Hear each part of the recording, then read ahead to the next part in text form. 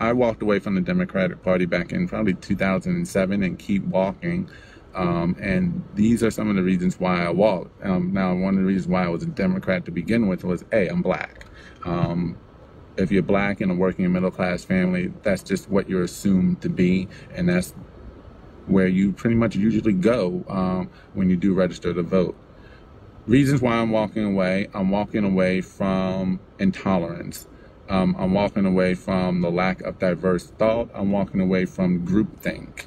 What that means is that this far left movement that has taken over the Democratic Liberal Party seems to think that if you are not in line with every single policy in the group, that you are evil, that you should be attacked. And for instance, in 2016's presidential election, all of the polls are wrong, all of them. Why? Because now this far left movement within the Democratic Party has created an environment where people cannot articulate what they think. They cannot say what they think. They cannot do or say anything that seems to be contrary to any liberal policy or platform agenda. Anything, without being hurled insults, called evil, racist, bigots, basket of deplorables. For the same reasons why many of us joined the Democratic Party, because we thought the Democrats were very tolerant. We thought that they were open to different groups of people.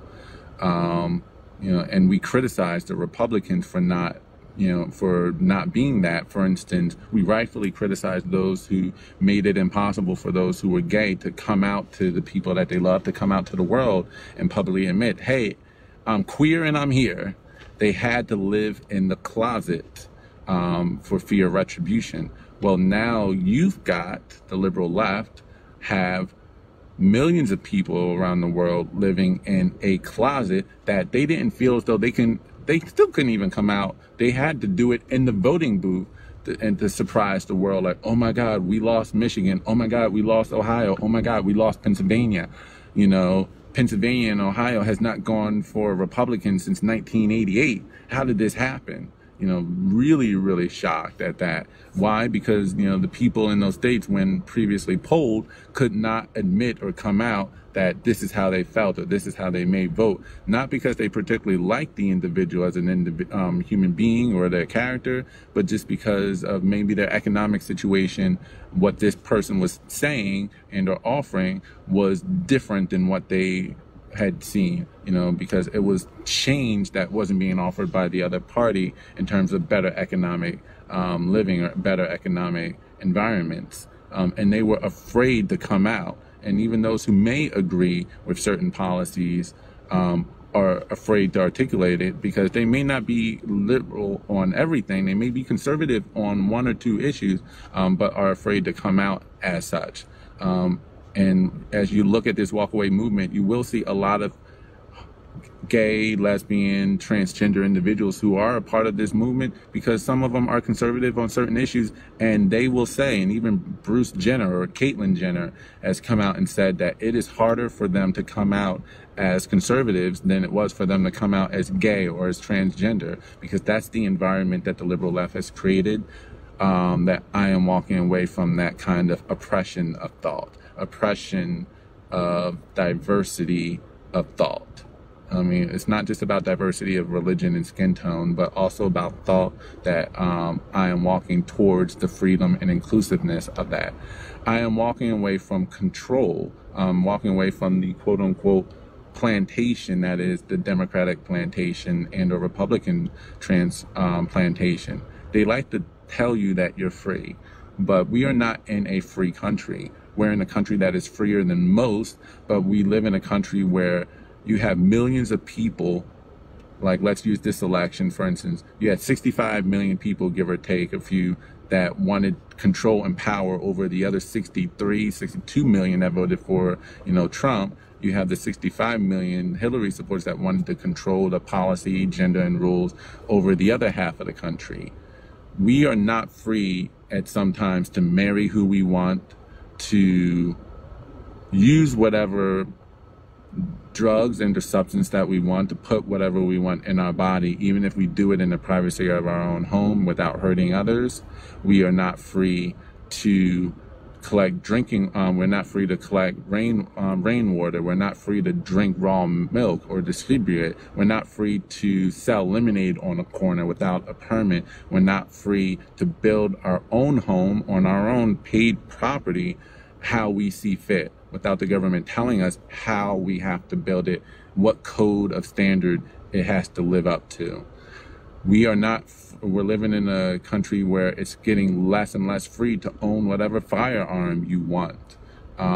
Even if you are trained to use that firearm, no mental capabilities. We have a movement and a left that's now trying to control what you can and cannot get, and has the nerve or audacity to say, oh, well, what do you need with such and such a weapon? It's really none of your business. And we have a Second Amendment, as also stated in the Bill of Rights and Declaration of Independence, where it was assumed that at some point the government could become tyrannical, and the people need to have the power and ability to overthrow and do away with said government. Not just vote out the individuals in power, but you may need to have an armed revolution to take back control, because freedom has never been historically given to the people. It's always had to be been taken by force more often than not. And you shouldn't be afraid to have to challenge your government. And people should not be afraid of their government. Their government should be afraid of their people. That's how it really should be. I'm walking away from that level of control, because you have a couple different kinds of control. You have the kind of control where you're in a cell and you can see the bars. And then there's another form of dictatorship or control, perhaps the greatest form, where you can't see the bars and you think you're free. That's what America is, the latter part, where you don't see the bars that you're in and you think you're free, when really you're being fundamentally controlled or manipulated by X amount of rules. I mean, who else knew that you legally really can't sell lemonade on a corner? There was a little girl in, I believe, Wisconsin a few years ago, who only 11 years old, but wanted a car, wanted to be able to save up for a car when she turned 16. So what did she do? She found a way to make money herself. Not just doing chores, but she took baking lessons and then started to sell cupcakes and actual cakes to friends and family, and was really, really good at it, making a lot of money, enough for her parents to even build an attachment to their own kitchen, to have an additional oven for their daughter to use to bake her cakes and store them.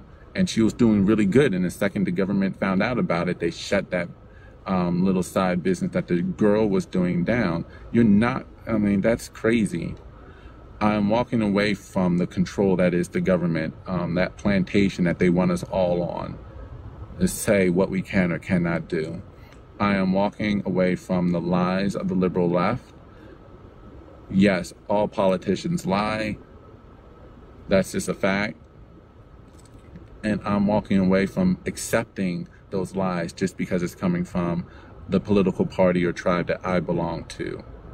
I am walking away from the hypocrisy that is the left. I'm walking away from the selective outrage, where they only seem to be outraged over things that the Republicans do, and yet turn a blind eye when their own party does the same exact crap. For instance, let's say, for example, this whole Russia investigation, there's been really no link of collusion between between the Trump administration and Russia. There have been arrests made due to people lying about things they said, but not arrested or indictments because of actual connections. Let's get that straight. But as far as the hypocrisy and selective outrage, if the Russians were involved in helping Julian Assange hack the DNC servers, in which WikiLeaks then dispersed that information, they revealed nothing that was false, nothing that was fabricated and needed to be retracted. They released information of Hillary Clinton saying to her private donors, confirming one of my own beliefs and vindicating the fact that I know that politicians are liars, where Hillary said, it's okay to have a private opinion to you, my donors, and then have a separate opinion to the public. In other words, saying, It's okay to lie to the people because they don't know any better. They don't need to know the truth. So long as I push your agenda, private bankers and unions, I push your agenda first. And that's going to be what I'm going to do when I get into office. And then I'll tell the people something else. Russia did not force Hillary to say that or to admit that. Russia did not force Donna Brazile to leak to the Hillary Clinton campaign debate questions in advance.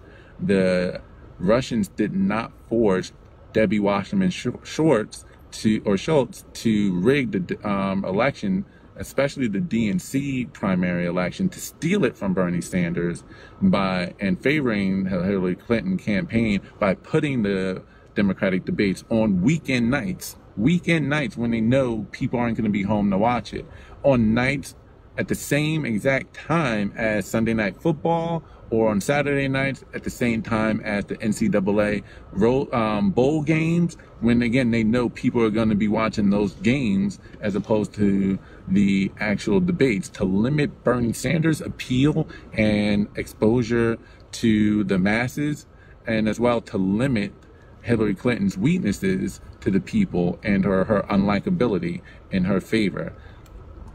The DNC, rigged the election. The DNC tried to manipulate the election in Hillary Clinton's favor. The Russians didn't make them do that. All they did was reveal the corruption that was happening. And yet all we want to focus on is Russia, Russia, Russia. That's like getting mad at Maury for revealing that your girlfriend is now pregnant with another man's kid, and getting mad at Maury rather than your woman that cheated on you.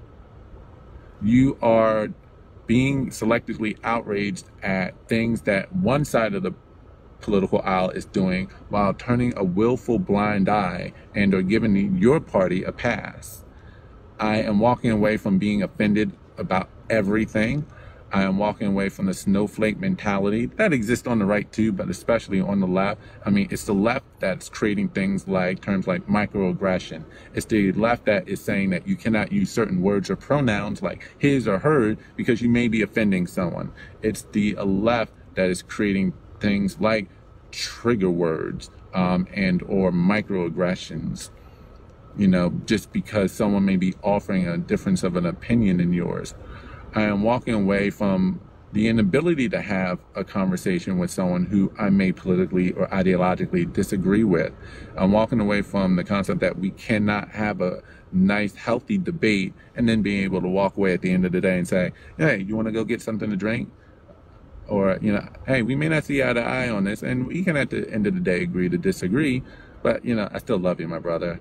I still love you, my, Republican brother. I still love you, my, sister. I am walking away from all of that and walking towards being able to have different views without having to come down on another. I am walking away from that intolerance.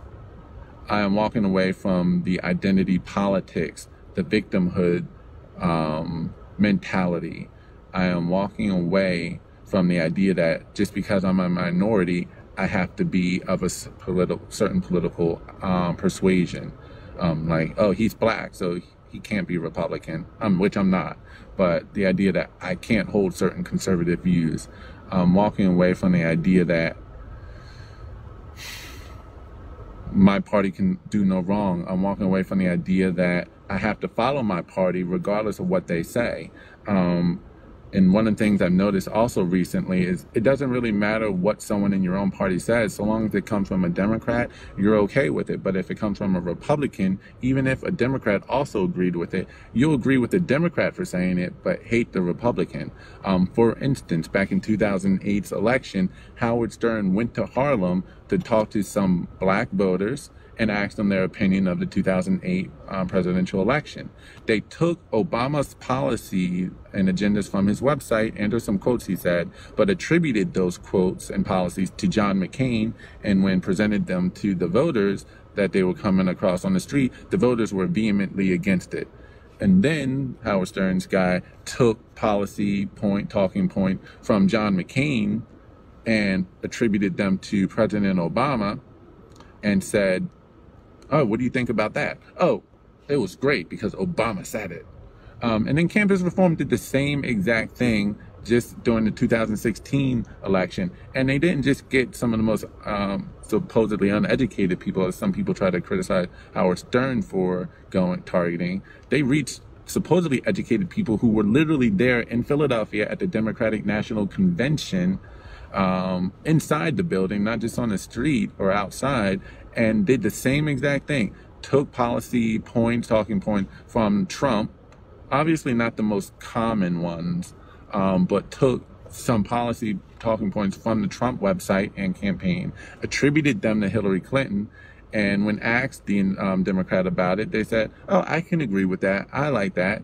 And then they flipped it and took talking points from Hillary Clinton and attributed them to Donald Trump, and like, no, I'm not for that. Don't believe me, you can look it up. It did happen. There is a mentality, again, that you are willing to accept anything that comes from a Democrat, but when anything is said by a Republican, regardless of what it is, they can find a cure for cancer. Oh, he is so evil, that I'm so against that cure. It's gotten to that point, even with this whole North Korea thing. It seems like the left would rather us go to war with North Korea and Kim Jong-un than to make some form of peace with him. You know, anything that's good, oh, it's bad, it's bad. Tax reform, thousands and tens of thousands, hundreds of thousands of people got bonuses, $1,000 or $2,000 bonuses and pay increases as a result of the tax cuts. Oh, Nancy Pelosi, that's just crumbs. That's nothing. You know, they're just throwing out chump change. $1,000 bonus is more than just chump change. Maybe to you, Nancy Pelosi, with your millions that you're sitting on, but for us, just trying to get through week to week, you know, that's a big deal. But again, they crap on any form of positive news or anything that's attributed to the other side. And I'm walking away from that mentality where just because it's from my party, I don't care what they say or do, I'm automatically going to support them. No, I'm going to be consistent with my outrage, consistent with calling people out on lying. I'm just walking towards being an individual and free thinker. That's my walk away story. Hopefully everyone has a great time and great day. Peace and love.